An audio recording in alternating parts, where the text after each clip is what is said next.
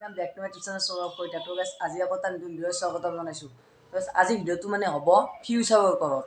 মানে ফিউচাৰ মানে আমাৰ ভৱিষ্যতে মানে এই অসমখন মানে অসম নহয় ভাৰতবৰ্ষখন কেনেকুৱা হ'ব ভৱিষ্যতে মানে কি ভৱিষ্যতে মানে আমাৰ এনেকুৱা দুনীয়াটো নাথাকে আৰু বৰ বেছি 20 বছৰ বা 30 বছৰ পিছততো আমাৰ ধৰি লওক শিক্ষা ব্যৱস্থাটো আমাৰ এতিয়া বৰ্তমান বেকৱাৰ্ডত পঢ়ায়, কিন্তু 20-30 বছৰ পিছত তাততো ব্যাকবোৰ্ড নাথাকে, কি থাকিব এই টাচ স্ক্ৰীন থাকিব। মানে যেনেকুৱা আমি মোবাইলৰ নিচিনা চুইচ বস্তুবিলাক চাওঁ তাতো টাচ কৰি পঢ়োৱা হ'ব।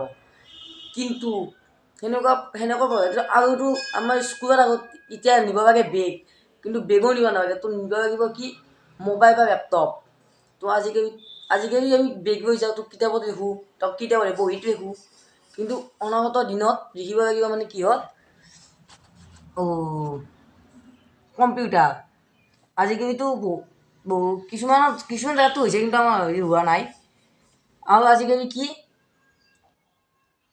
মানে এই যি ধৰি লওক পৰীক্ষাত মানে আমাৰ শিক্ষক-শিক্ষয়িত্ৰী থাকে, কিন্তু অনাগত দিনত শিক্ষক-শিক্ষয়িত্ৰী নহয় ৰবট থাকিব, মানে ৰবট শিক্ষক-শিক্ষয়িত্ৰী ৰবট। আৰু আজিকালি কি ৰবট বহুত হোটেল মানে আমাৰ ইয়াত হোৱা নাই, কিন্তু জাপান বহুত দেশত কিন্তু ৰবটৰ হোটেলত ৰবট ৱেটাৰ মানে ৰবটে চব খানা পিনা মানে আমাৰ মানুহ য'ত মেনু চেনু লৈ মানুহ যায় আমাৰ, কিন্তু জাপান বহুত মানে কেইখনমান দেশত ৰবটৰ হেৰি গৈছে, ৰবট মানে চব হেৰি কৰি লৈ যায় খানাটো ৰবটৰ তাত মানে লিখি দিলে হয় কি বস্তু লাগে, তাত এনেকৈ লিখি দিলে বস্তুটো লৈ আহে।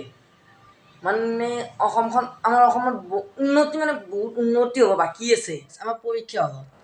মানে পৰীক্ষা হলত কি শিক্ষক-শিক্ষয়িত্ৰীয়ে বহুত ল'ৰা ছোৱালীটো নকল কৰিলে সেই নকলটো ধৰিব নোৱাৰে, কিন্তু ৰবট হ'লেই ৰবটৰ মানে যি ৰবটৰ হেৰি কৰিব, কিন্তু ৰবটৰ সেই বৰ্তমান হেৰি হোৱা নাই, কিন্তু কৰিলেই মানে নকলটো কৰা বাদেই দিয়ক, মানে পৰীক্ষা লৰচৰ কৰাটো হেৰি হৈ যাব, কিন্তু সেইবিলাক এতিয়া ভাল হ'ব। কিন্তু আমাৰ আৰু 20-30 বছৰ যোৱাৰ পিছত আমাৰ যি ৰাস্তা ঘাটে এই পেট্ৰল ডিজেলত চলা গাড়ীবিলাক চলি আছে, কিন্তু সেইবিলাক গাড়ী নাথাকে।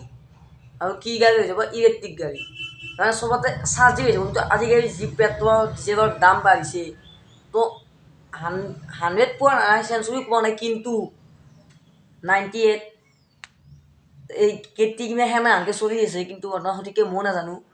কিন্তু ইমানকৈ চলি থাকিলে পেট্ৰল ডিজেল বৰ্তমান আমাৰ আহে ক'ৰ পৰা মাটিৰ তলৰ পৰা, কিন্তু মাটিৰ তলত যেতিয়া শেষ হৈ যাব ক'ৰ পৰা আহিব। কিন্তু সেইকাৰণে এই বৰ্তমান ইলেক্ট্ৰিক কাৰ চলি আছে, ইলেক্ট্ৰিক কাৰ মানে আৰু 10 বছৰমান গোটেই ইলেক্ট্ৰিক কাৰ হৈ যাব।